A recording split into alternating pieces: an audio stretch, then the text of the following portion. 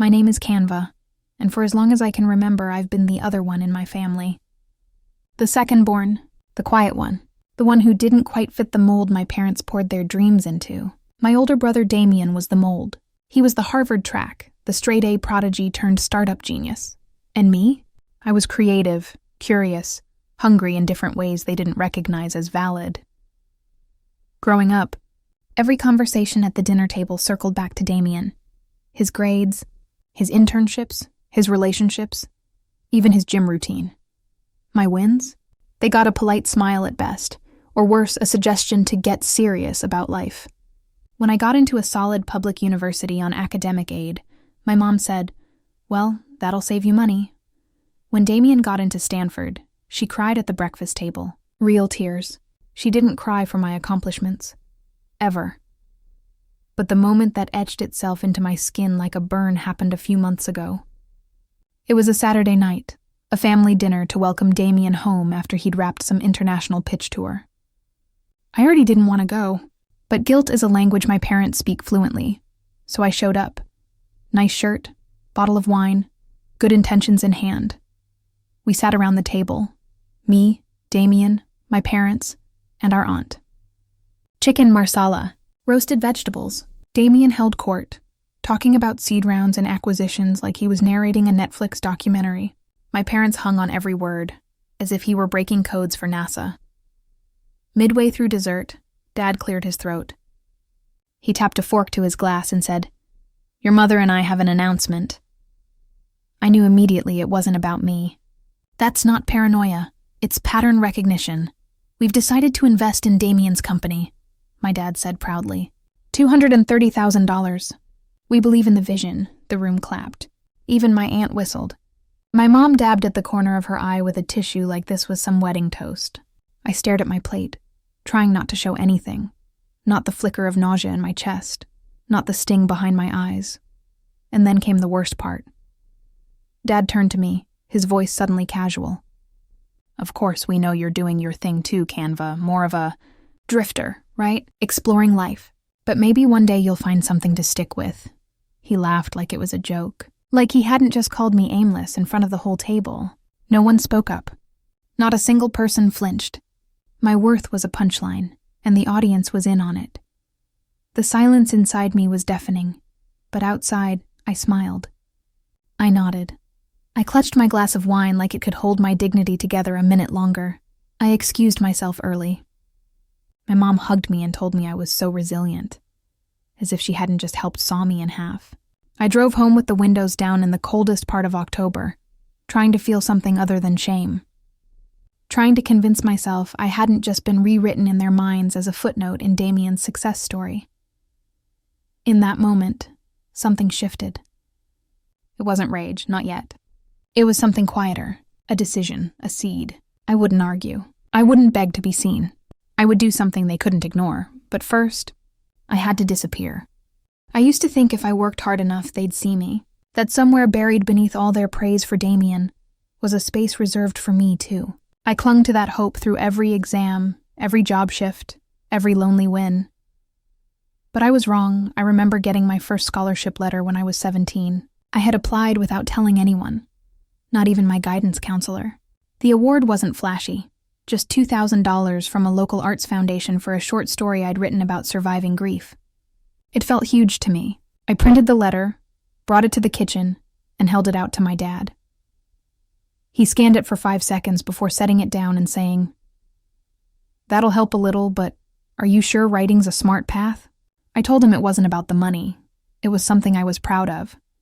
I thought maybe he'd notice how much I needed that. Just a nod or a smile. Instead, he just said something like, "You know, Damien aced his physics final last week. That was always the game. My victories didn't count in their currency. They were pocket change next to Damien's gold bars. When I worked part-time at a tutoring center during college, I sent money home to help with some utilities." My mom thanked me over the phone, but quickly shifted the conversation to Damien's summer internship at a VC firm. I think I still carry that call in my body like a bruise, present but invisible. Even when I graduated, summa cum laude, mind you, no one made a sign. No dinner out, no speech. My family clapped politely while Damien dominated the after-ceremony picnic by talking about his new startup idea. A dating app for high-value people only. God, the irony. Side note, I finished college with no debt. 2 jobs, night classes, rent paid, meals scraped together. I fixed my own laptop when the hinge snapped because I couldn't afford to replace it. I taught myself coding basics and how to design pitch decks. None of that mattered. Not to them. To my parents, I was the hobby child. The artsy one who just hadn't found her thing yet. Damien was their investment. Their return. Their retirement plan. Any attempt I made at expressing how that felt was dismissed. Once, when I told my mom I wished they'd acknowledge me more, she responded with, "Oh, Canva, we acknowledge you in different ways. You're just sensitive." That part broke something in me. Not only was I unseen, I was difficult for wanting to be seen. That accusation stayed with me. Sensitive, difficult, dramatic, all. Words parents use when they don't want to deal with the truth. They just don't care to understand you. As Damien's startup started to show up in local articles, I'd catch my parents printing copies and placing them in a cheap binder they called the Legacy Book. They kept it on their coffee table, right next to my childhood photo, alone, no binder, no accolades, just the smile of a kid who didn't yet know how heavy being invisible would feel. What makes it worse is that I tried so hard to be grateful, to find scraps to thank them for. Some kids get nothing, I told myself. You're fed, clothed, occasionally hugged, but deep down I was starving. And then came that dinner. The laugh. The drifter remark. The moment everything crystallized. That wasn't the first betrayal. It was just the last straw. I finally understood. They had never been waiting for me to succeed. They had written me off years ago. They didn't see me as someone struggling upward. They saw me as someone falling behind. They had lied to me. Not directly. Worse. With love doled out in unequal portions and praise that never made its way to my plate. They lied with every time they told me, "You're just different," but meant you're less. And that night, driving away from their perfect little dining room with its perfect little family pride binder, I ran a red light. I didn't get caught, but I cried the whole way home, not just because I was hurt, but because I still cared. That, I think, was the final betrayal. I cared so damn much about people who never really chose me. After that dinner, I didn't yell. I didn't cry in front of them. I didn't go on a dramatic rant or demand fairness. There were no slammed doors, no emotional speeches, just silence. Cold, deliberate, and oddly comforting. For the first time in my life, I didn't try to prove anything. I stopped calling. I didn't answer texts. Birthdays passed, I let them. Holidays came and went without RSVP. My mother did text once. "Hope you're okay." It's been a while. I stared at it for an hour. Then I archived it like it was spam. I never blocked them. I just faded. A month later, I packed my 1-bedroom apartment in 3 days and left town. No long goodbye, no dramatic send-off. I moved to a city 4 hours away with a suitcase, a laptop, and enough savings to last maybe 5 weeks. I didn't have a plan, just a craving for peace. Quiet. A life where I didn't have to walk around as a failed version of Damien. I found a room in a shared house. 5 strangers, 1 fridge, enough hot water for quick showers only. And still, I felt more at home there than I ever had in that suburban nest where worth was measured in ROI. I picked up a part-time customer service job at a co-living startup, answering emails from frustrated 20-somethings, trying to reset their Wi-Fi and unlock laundry, rooms from apps that always crashed. It wasn't glamorous. It barely paid the rent, but no one knew my name before I introduced it, and that small mercy felt like freedom. Every day, I walked to work with cheap coffee in hand and earbuds playing podcasts about design thinking and digital strategy. I wasn't shooting for big dreams anymore. I was just trying, really trying, not to care what my family thought, and some days I almost succeeded. I stopped checking my brother's social media, unfollowed the old family friends who only posted about graduations, promotions, and destination engagements. Comparison had been a parasite. I was tired of feeding it. Still, the ache didn't vanish overnight. I remember walking past a bakery one day and seeing a teenage girl sit down with her mom, grinning over 2 paper cups and a bag of muffins. No celebration. No big event. Just sharing time. I nearly cried right there on the sidewalk. Not because I wanted muffins, but because I never had that kind of casual, quiet love. Mine came with expectations and spreadsheets. Loneliness replaced the familiar hunger to be seen. But I welcomed it. Loneliness, at least, didn't ask me to earn it. My room had no closet, just a hanging rack. My mattress sat on the floor. And yet, each morning, I woke up without the weight of being someone else's failure. That was my fall. Not a crash, not a breakdown, just silence, a soft withdrawal from people who had never really listened anyway. And in that silence, something new began to grow. Not revenge, not ambition, just self-respect, fragile, tentative, but finally mine. It started with a forwarded link. A friend from college, someone I hadn't spoken to in nearly a year, texted me out of nowhere. "Isn't this your brother?" Attached was a news article with a headline that felt like a thunderclap. Crypto startup implodes, funding mismanaged, CEO under scrutiny. I didn't even need to open it. His face was right there. Damien, posed in a tailored suit from one of those industry panels now recycled for a takedown piece. I clicked anyway, stomach twisting. The article was brutal. Investors furious, promises broken. A shiny, inflated app designed to revolutionize elite networking had turned out to be nothing but an expensive flash in the pan. And the money? Gone, misdirected, overspent, possibly worse. I reread the part where an anonymous source confirmed $200,000 went missing before I even blinked at the next paragraph. My parents' money. That investment they'd toasted at dinner. That so-called vision they bet their savings on was now a punchline. I didn't know what to feel. Pity? Justice? Relief? The initial shock was numbing. But then came the ripple. Within hours, chatter erupted in our extended family group chat. Cousins, uncles, that one aunt who always believes she's psychic. Everyone had an opinion. Most were gentle at first. Damien's probably under a lot of pressure. Startups fail all the time. But then the sharper jabs came. Screenshots, Reddit threads, public Facebook comments from furious investors. Someone posted a screenshot of a Reddit AMA where a burned customer called Damien a con man with a business degree. I sat on my mattress in the corner of my shared room, thumb hovering over the chat, watching without typing, without reacting, just observing, watching the golden boy melt under public sun. My parents said nothing in the group, not a word, not even one excuse. That silence was louder than any defense they could have offered. A week passed. Then 2. I didn't reach out. I didn't text my mom a week, "How are you holding up?" I didn't send Damien an olive branch, though half of me still wanted to. The part raised to never kick someone when they're down. But another part, the newer part, simply watched. I wasn't happy, but I was clear. I knew they were sitting in the kitchen right now, the same one where I'd been called a drifter, probably refreshing their bank app for the 10th time that day, maybe fighting, maybe crying, maybe finally realizing Damien wasn't bulletproof. And as heartless as it may sound, I didn't feel bad. Not because I wanted them to suffer, but because for once the illusion had cracked. The fantasy of the perfect son, the narrative that only one of us had value, the pedestal that had my name scratched off of it before I could even stand beside it. They built their empire on a single name. Now that name was rotting in headlines and refund requests. I closed my phone and sat there a while, staring at the wall. It was beige, cracked, and painfully boring. Still, it felt like mine. Their silence wouldn't last forever. I knew that. But right now, I had nothing to say. And maybe for the first time, that was the power I held.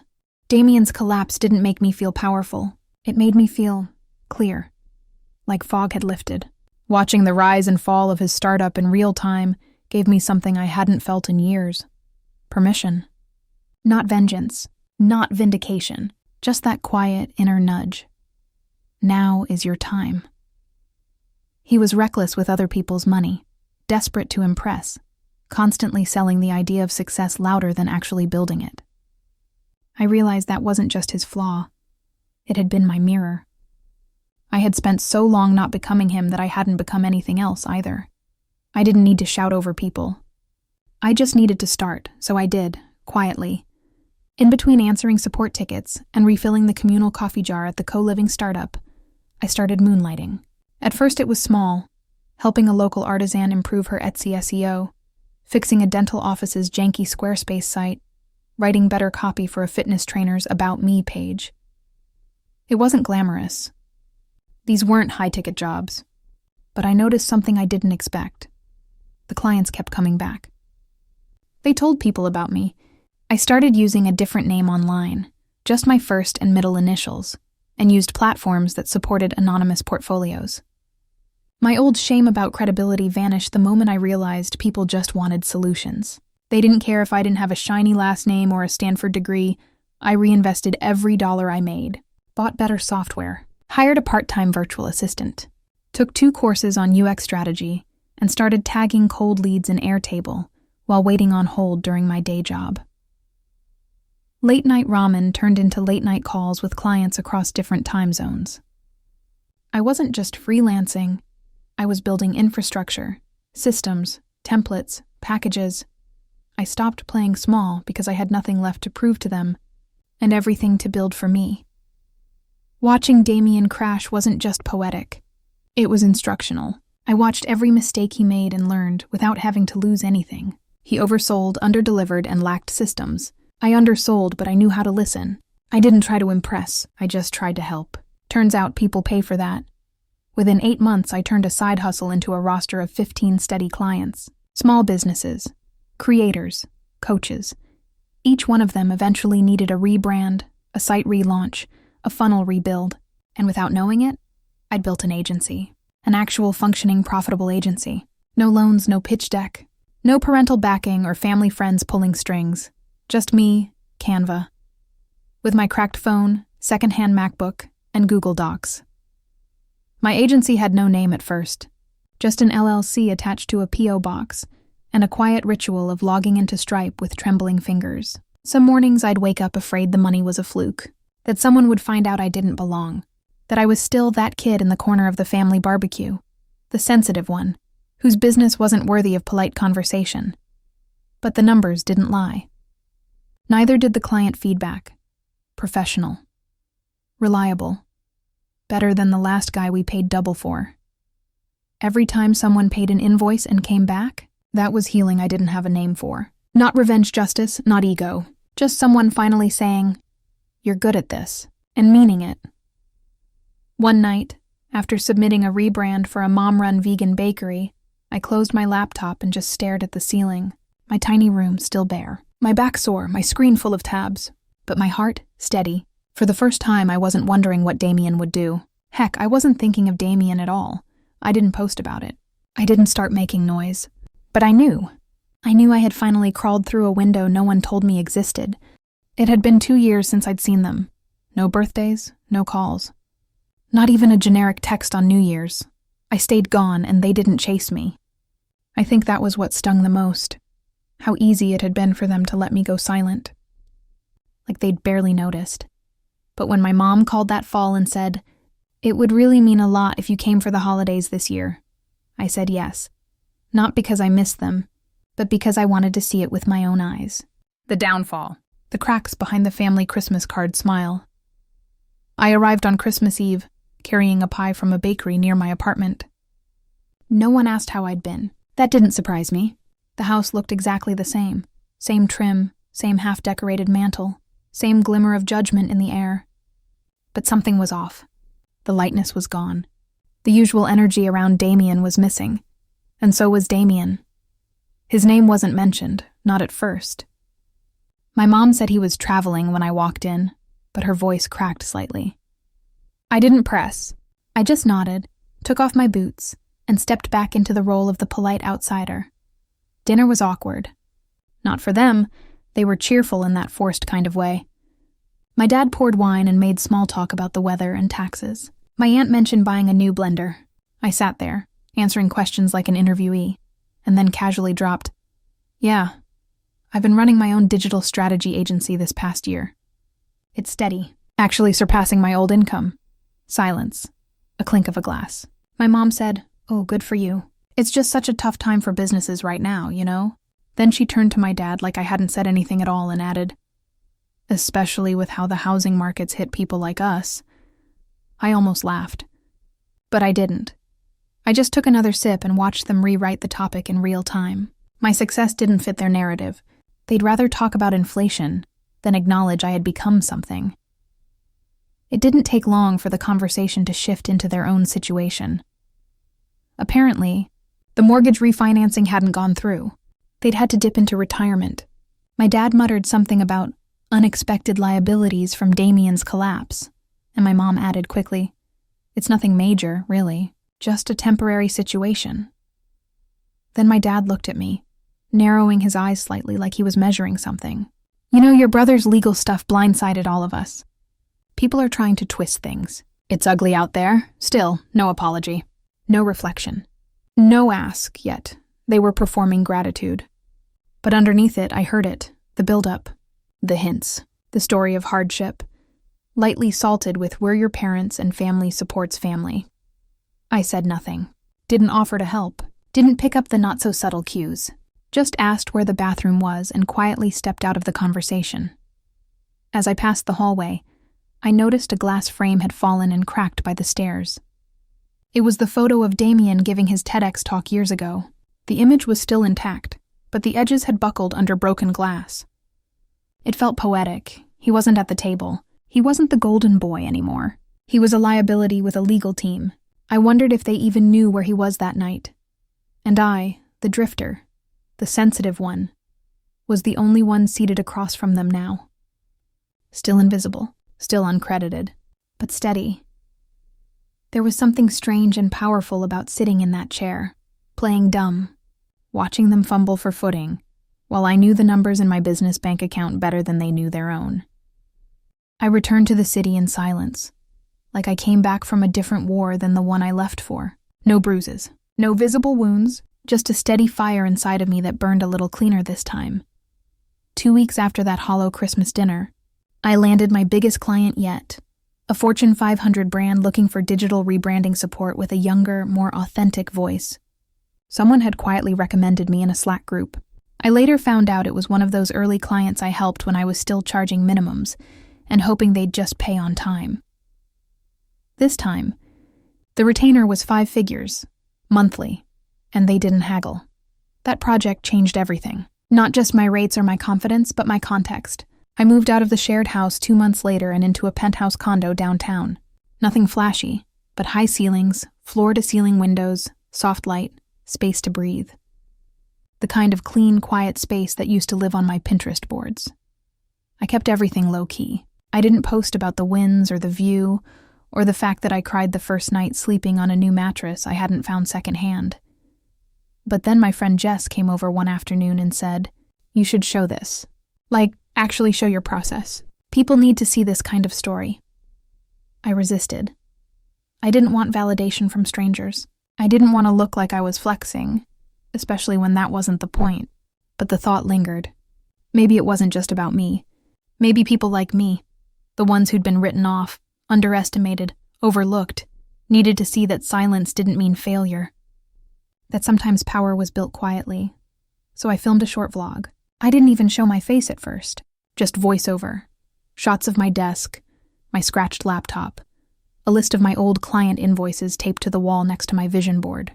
I talked about building a business with no capital, no backing, no applause, just grit. And a little rage. I didn't expect it to blow up. But it did. Not virally, but deeply. The comments. My God, the comments. This is exactly what I needed to hear. I thought I was the only one who felt invisible. My parents did this to me too. I'm rooting for you. Suddenly people were reaching out, not just for work, but for meaning. Other creatives, survivors of family erasure, digital underdogs, people like me. And for the first time, I wasn't just helping businesses. I was seen, without having to twist myself into something else. I didn't talk about Damien. I didn't mention my parents. This wasn't about them anymore. But sometimes, late at night, I'd imagine them watching. Picture my mom scrolling through YouTube, stopping on a video with my voice layered over time lapses of me rebuilding something they never believed I had in me. I imagined my dad noticing my logo in the credits of a big client's Instagram reel. I didn't need them to text me. I didn't need them to clap. I just needed them to know. I'm not who you remember. I'd become someone you couldn't define with the scraps of old conversations or failed expectations. I wasn't the quiet one, the emotional one, the failed artist. I was a creator, a builder, a name people Googled.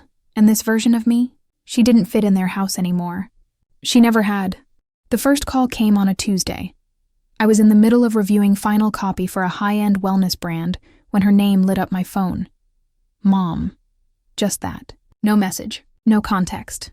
Just a name that used to mean so much to me, now sitting on my screen like unfinished business.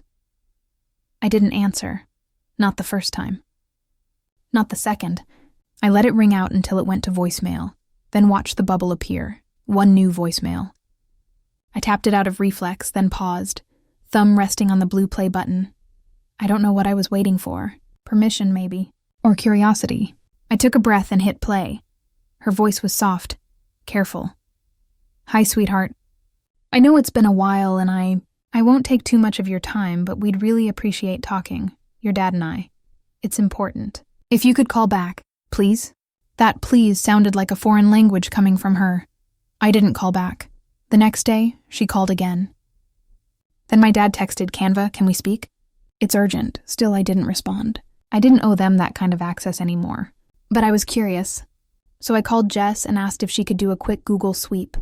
Check for anything public about my brother or my dad. 5 minutes later, she called back, her voice a mix of wow and are you ready for this? Damien was facing civil lawsuits. Some shady crypto investor group had filed a claim for damages. Over $500,000. Public record. And my dad? Apparently some bad tax disclosures from 3 years back had triggered a hefty audit. There was talk of liens, liquidation. So that's what the calls are about. Later that night, another number came through. Unknown. I answered out of habit. It was my dad. He didn't yell. He didn't even act like nothing happened, which surprised me. He just said, we're in a tight spot. Things didn't go how we hoped. I know you're successful now. That phrase, you're successful now, sat in the air like smoke. He cleared his throat. We may need some support, just for paperwork. A cosigner maybe, nothing major. We'd of course handle the rest. We didn't plan for this. I swear I felt every atom in my body pause, watching for my own reaction. I didn't feel angry exactly.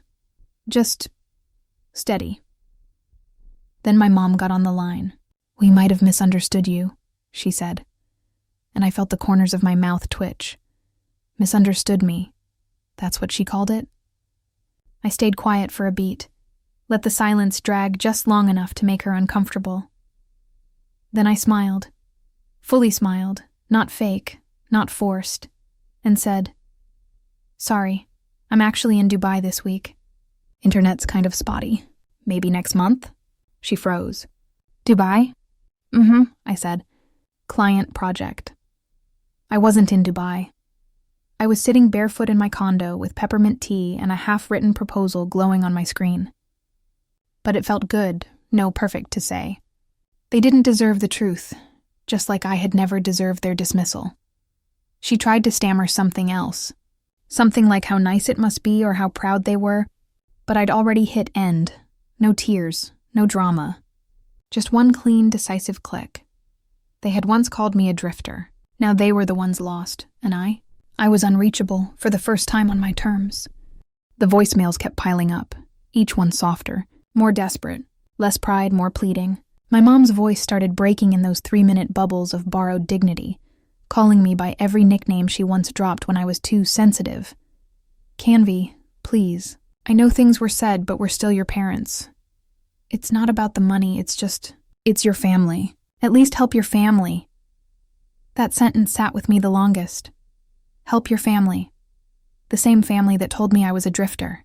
That clapped for Damien while I worked food service shifts to keep my lights on. The same parents who added my brother's press clippings to the coffee table while tossing aside my scholarship letter like junk mail. So no, I didn't rush to call them back. I let them wait. I let the silence stretch wide and uncomfortable. And in it, I finally heard myself clearer than ever. Sometimes I'd stare at the screen while their names lit up. Just long enough to see it, register it, and let it fade away again. I didn't rush toward the guilt this time. I didn't get swallowed whole by the obligation. I wasn't their emotional support system anymore, and as those missed calls gathered, so did the memories. The way my dad once told an uncle at Thanksgiving, "Yeah, Canva's still figuring it out, but she's creative." Or when my mom posted a photo of Damien's Tesla keys like they were an Olympic medal, while never once sharing my graduation photo. The times I picked them up from car repairs, paid bills behind the scenes, sat silently through birthdays where Damien made a champagne toast, and I wasn't even offered a slice of credit. They wanted help now, but they never wanted me. Not really. They wanted a version of me that stayed quiet, useful, optional, and I wasn't her anymore. So I messaged once. One text, no apology, no venom, just truth. I stopped calling years ago. I just finally realized, you never wanted me to answer, no reply. And honestly, that silence felt better than any apology they could have sent. It was the first time they didn't have a response. I wasn't expecting it. Honestly, I didn't even know I'd been nominated. One of my long-term clients, a CEO with a sharp eye and a quiet respect for underdogs, had submitted me for Forbes' The Under 30 list under digital entrepreneurship. I hadn't asked. I hadn't even dreamed that big. I was busy running my agency and trying to stay grounded. But when the article dropped, my name was right there. Canva Ellis, 17th on the list. My photo next to 2 sentences I'd read about 100 times that day. Former freelancer turned founder of a growing impact-led digital strategy agency. Bootstrapped, humble, laser-focused on results and lifting others like her. Within hours, the screenshots started flooding in, from old college friends, former coworkers, even Instagram mutuals I hadn't spoken to in years. Everyone was thrilled, but it was the message from my cousin Lena that made my stomach flip. OMG. Aunt Marie saw the Forbes list. Your parents are freaking out. I didn't respond. I already knew what was coming. The next morning, 3 missed calls from my mother. 2 from my dad. 1 voicemail I didn't open but saw enough of in the transcript. We're so proud of you. Always have been. That last part? It hit differently. Always have been. No, you weren't. You were cautious, cold, transactional with your affection. You believed in Damien. You bet on him. You clapped for him. You called me a drifter. I had every right to call them back, to let them hear the confidence in my voice now, to bask in the justice that so poetically came without me needing to chase it. But I didn't, because this victory, it wasn't theirs to clap for. It wasn't a shared success. I had survived being ignored. I had survived being underestimated. I had survived them. I looked at my phone once more as it buzzed. Then I slid it across the table and let it ring. No answer. No callback. The most powerful thing I did was nothing at all. I didn't do it out of spite. Call it curiosity. Call it closure. Call it the final bow on a long, painful performance I never agreed to be part of.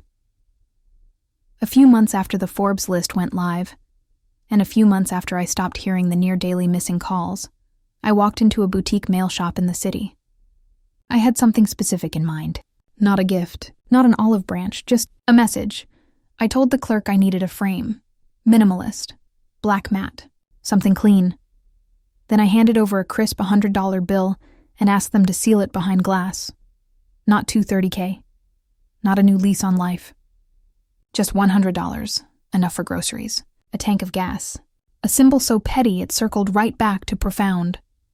When the frame was ready, I printed a small note card, white paper, plain font.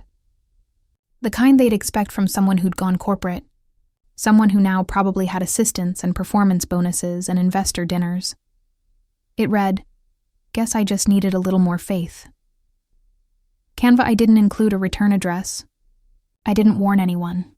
I addressed it to the house I left. Behind years ago, the one with the ceramic.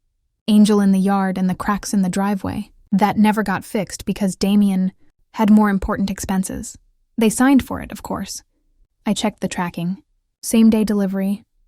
I don't know what they thought when they opened it. I don't know how long they stared at the note. Maybe they hated me for it. Maybe they laughed. But here's what they didn't know. Months before that package, long before the calls stopped, I quietly paid off a critical portion of their tax debt under an anonymous trust. I'd heard enough through whispers, from family chats, a cousin who worked in finance, to know legal heat was creeping in fast. One misstep, and they'd lose the house. So I handled it, discreetly, anonymously. No thank you. No strings. Just gone. It wasn't to save them. It was to save myself from becoming them. From holding bitterness that cost me more than they ever could. They never questioned why the IRS stopped calling. They thought they got lucky, found a loophole, caught a break. So be it. They got their second check. They got their peace, but they'll never get the truth. They can hang that frame if they want. They can take it as sarcasm or kindness. They can analyze every word, trace the corners of the bill I earned without them. Let them sit with that mystery. Let them wonder if I'm still angry, or if I've forgiven them.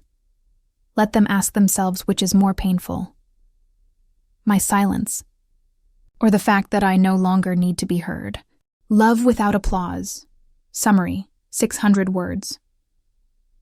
In Love Without Applause, the author explores the powerful, often unseen effort of building love and chosen family, especially in the absence of traditional support systems.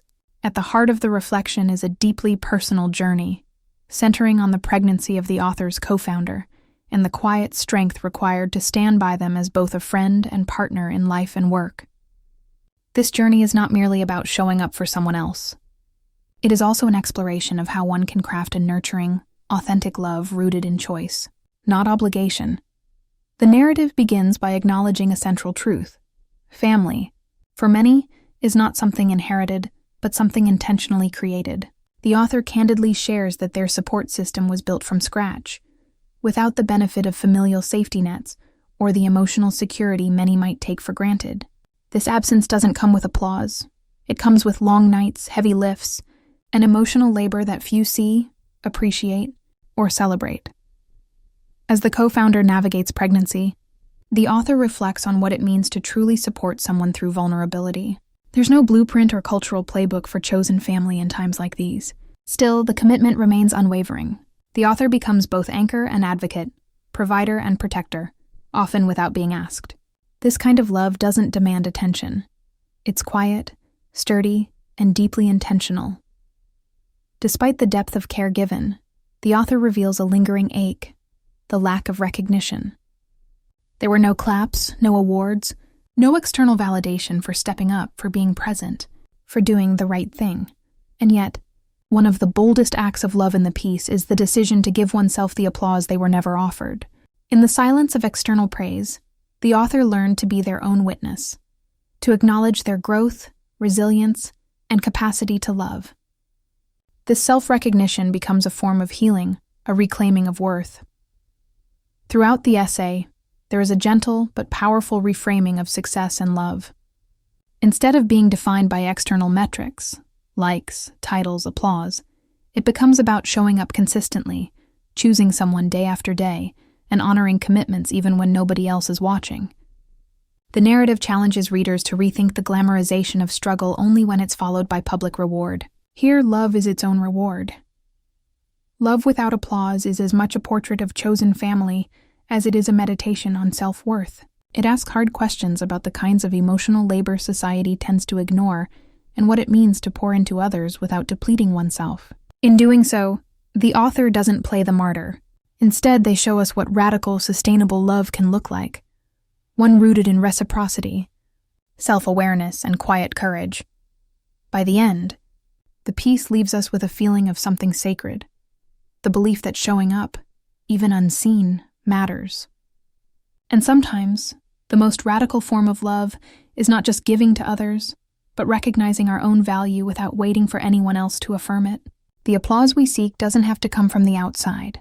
Sometimes it's enough, and more than enough, to give it to ourselves. You Quit on Me First. Summary, 600 words. In You Quit on Me First, the author offers a poignant, closing reflection on the emotional complexities of outgrowing familial expectations and the quiet liberation that follows. The piece centers around a universal truth. We all want to be seen, truly seen, for who we are becoming, not just who we've been. But not everyone has the capacity to witness that evolution, particularly those closest to us. Sometimes the people we expect to know us best are the first to look away when we shift, stretch, or heal beyond what they understand. This essay begins with a simple, painful observation. Growing can feel like betrayal when those around you aren't ready to grow alongside you. It's a recognition that many of us carry the ache of waiting for a parent, a sibling, a relative to catch up to who we are now, or who we had to become to survive. And when that waiting turns to silence, and that silence turns to distance, we're left to wrestle with a hidden grief, the loss of connection not through conflict, but through misalignment. The title, "You Quit on Me First," cuts straight to the heart. It flips the narrative so many of us internalize. The idea that in choosing distance from family or stepping into a new version of ourselves, we're the ones who left. Instead, the author reframes that truth. They didn't walk away from love. They walked toward freedom after realizing that love, at least in that context, had already walked away from them. That realization doesn't come with rage. This is not a revenge story. There's no fiery declaration of independence. Instead, the author embraces a gentler, more radical path: quiet growth. They chose to evolve where they weren't celebrated, to love themselves in the absence of applause, to keep moving toward peace, even if no one in their family followed. This form of quiet rebellion is deeply powerful. Throughout the piece, there's an underlying tone of grace, an acknowledgement that sometimes people, including those in our families, are limited. Not necessarily unloving, but unequipped. And while that doesn't excuse their absence or denial, it helps to release the weight of resentment. There's a tenderness here, not for what was, but for what could never be. In reflecting on that journey, the author captures the internal shift from mourning the version of family they hoped for to embracing the self they became in spite of it. That kind of self-actualization takes courage. It requires letting go of the need to be seen by others and choosing, instead, to see oneself clearly. By the end of the essay, what could have been a story of abandonment transforms into one of freedom. The author frames the act of growing quietly, not as weakness, but as clarity. They didn't raise their voice to prove their worth. They didn't force understanding. They simply chose to move in alignment with their truth, allowing distance to do what it does, reveal the strength of their boundaries and the cost of shrinking for someone else's comfort. You Quit on Me First leaves us with a quiet kind of hope, the kind that doesn't need to shout to prove its existence. It suggests that peace doesn't always come from reconciliation or being seen by others. Sometimes it comes from recognizing that the ending already happened. And in that space, you are free to begin again, not out of vengeance, but out of love for the person you are becoming. I stopped calling them. Summary, 400 words. I stopped calling them is a meditation on disconnection, not the kind born of conflict, but the kind born of necessity, boundaries, and self-respect. The piece follows the deeply personal moment. The author stopped reaching out to people, family specifically, who either wouldn't or couldn't reciprocate the effort it took to stay connected. The silence that followed was not loud nor cruel. In fact, it was clarifying. The essay builds around a simple but powerful truth. Sometimes, we aren't waiting for someone to call us back. We're waiting for ourselves to stop calling, to stop holding on to obligation disguised as love, to stop proving our worth in places that have long insisted on not seeing it.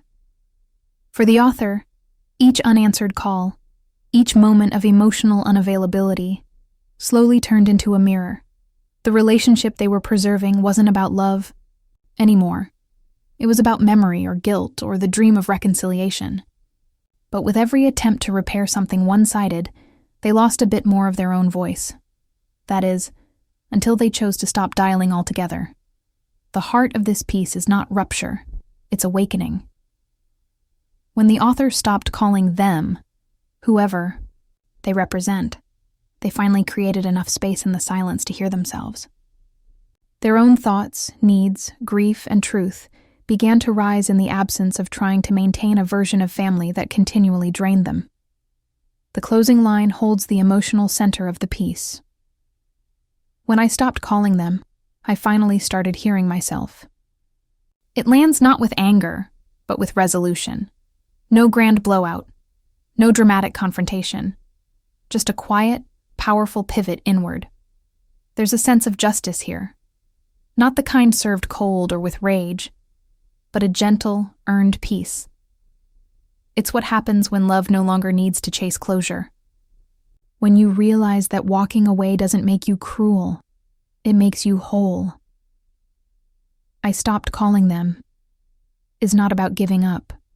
It's about choosing yourself without the need for permission. It's a story of finding clarity in the echo, and in that space, finally hearing the sound of your own healing.